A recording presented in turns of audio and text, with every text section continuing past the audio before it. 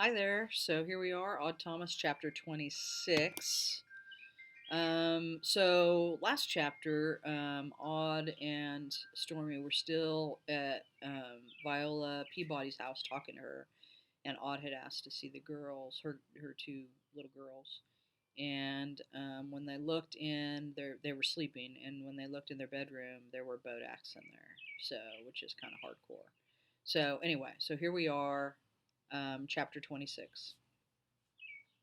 Two sinister shapes stood at each bed, visitors from one hell or another, travelers out of the black room. They hunched over the girls and appeared to be studying them with keen interest. Their hands, if they had hands, floated a few inches above the sheets and seemed slowly to trace the shrouded contours of the children's bodies.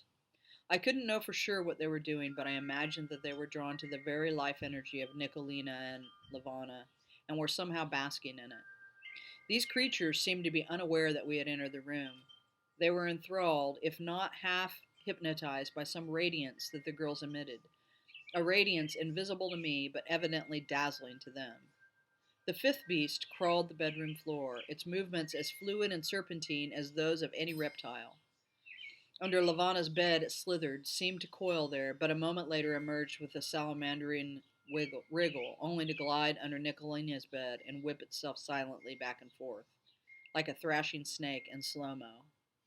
Unable to repress a shudder, I sensed that this fifth intruder must be savoring some exquisite spore, some ethereal residue left by the passage of the little girl's feet. And I imagine, or I hope I did, that I saw the squirming bodak repeatedly lick the carpet with a cold, thin tongue. When I would not venture far past the doorway, Viola whispered, "It's all right. They're deep sleepers, both of them." "They're beautiful," Stormy said. Viola brightened with pride. "They're such good girls." Seeing in my face a faint reflection of the abhorrence that gripped my mind, she said, "What's wrong?" Glancing at me as I summoned an unconvincing smile, Stormy at once suspected the truth. She squinted into the shadowy corners of the room, left, right, and toward the ceiling, hoping to catch at least a fleeting glimpse of whatever supernatural presence revealed itself to me. At the beds, the four hunched bodaks might have been priests of a diabolic religion, Aztecs at the altar of human sacrifice, as their hands moved sinuously and ceaselessly in ritualistic pantomime over the sleeping girls. When I failed to answer Viola's question at once, she thought that I'd seen something wrong with her daughters, and she took a step toward the bed. Gently, I gripped her arm and held her back. "I'm sorry, Viola. Nothing's wrong. I just wanted to be sure the girls were safe. And with those bars on the windows, they are." "They know how to work the emergency release," she said. One of the entities at Nicolina's bedside appeared to rise out of its swoon and recognize our presence. Its hands slowed, but did not entirely stop their eerie movements, and it raised its wolfish head to peer in our direction with disturbing, eyeless intensity. I was loath to leave the girls alone with these five phantoms, but I could do nothing to banish them. Besides, from everything that I had seen of bodaks, they can experience this world with some, if not all, of the usual five senses, but they don't seem to have any effect on things here. I have never heard them make a sound, have never seen them move an object, or by their passage disturb so much as the dust motes floating in the air.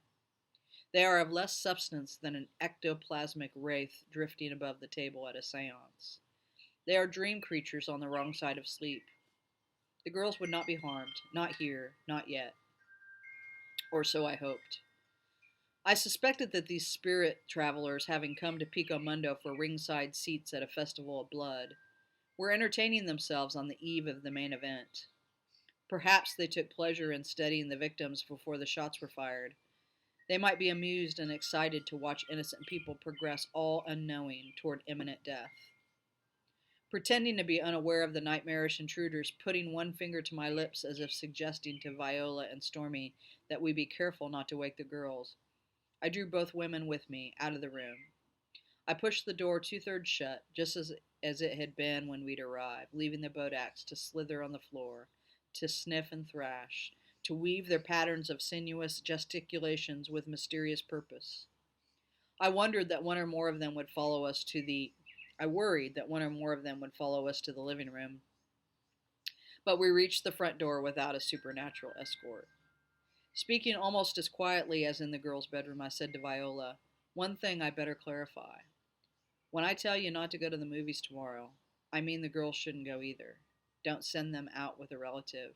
Not to the movies, not anywhere." Viola's smooth, satiny brow became brown corduroy. "But my sweet babies, they weren't shot in the dream." "No prophetic dream reveals everything that's coming, just fragments." Instead of merely sharpening her anxiety, the implications of my statement hardened her features with anger. Good. She needed fear and anger to stay sharp, to make wise decisions in the day ahead. To stiffen her resolve, I said, "Even if you had seen your girl shot, God forbid, dead, you might have blocked it from your memory when you woke." Stormy rested her hand on Viola's shoulder. "You wouldn't have wanted those images in your mind." Tense with determination, Viola said, "We'll stay home, have a little party, just ourselves." "I'm not sure that's wise either," I said. "Why not? I don't know what place that was in my dream, but I'm sure it wasn't this house. Remember, different roads can take you to the same stubborn fate." I didn't want to tell her about the bodaks in her daughter's room, for then I would have to reveal all my secrets. Only Terry, the chief, Mrs. Porter, and little Ozzy know most of the truth about me, and only Stormy knows all of it. If too many people are brought into my innermost circle, my secret will leak out. I'll become a media sensation, a freak to many people, a guru to some. Simplicity and quiet hours will be forever beyond my reach. My life will be too complicated to be worth living. I said to Viola, "In your dream, this house wasn't where you were gunned down, but if you were destined to be shot at the movies, and now you aren't going to the theater, then maybe fate comes here to find you. Not likely, but not impossible. And in your dream, tomorrow is the day?" "That's right. So I'd feel better if you were 2 steps removed from the future you saw in your nightmare." I glanced toward the back of the house. Still no bodaks had ventured after us. I think they have no effect on this world. Nevertheless, taking no chances with the girls' lives, I lowered my voice further. Step 1. Don't go to the movies or the grill tomorrow. Step 2. Don't stay here either. Stormy asked, "How far away does your sister live?" 2 blocks over on Maricopa Lane." I said, "I'll come by in the morning between 9 and 10 o'clock with the photo I promised. I'll take you and the girls to your sister's." "You don't have to do that, Odd. We can get there ourselves." "No, I want to take you. It's necessary." I needed to be certain that no bodaks followed Viola and her daughters. Lowering my voice to a whisper, I said, "Don't tell Lavana and Nicolina what you're going to do, and don't call your sister to say you're coming. You could be overheard."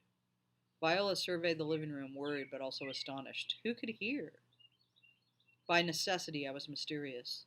Certain, forces. If the bodaks overheard her planning to move the kids to her sister's house, Viola might not have taken 2 safe steps away from her dreamed of fate, after all, but only one. "Do you really believe, like you said, that I know about all that's otherly and beyond?" She nodded. "Yes, I believe that." Her eyes were so wide with wonder that they scared me, for they reminded me of the staring eyes of corpses. "Then trust me on this, Viola. Get some sleep if you can. I'll come around in the morning. By tomorrow night, this'll have been all just a nightmare, nothing prophetic about it."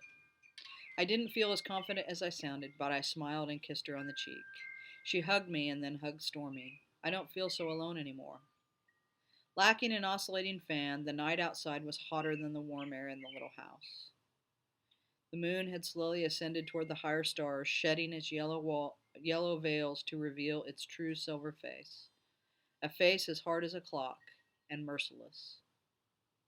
All right. That's it, chapter 26. Come back next time and we'll do chapter 27. See ya.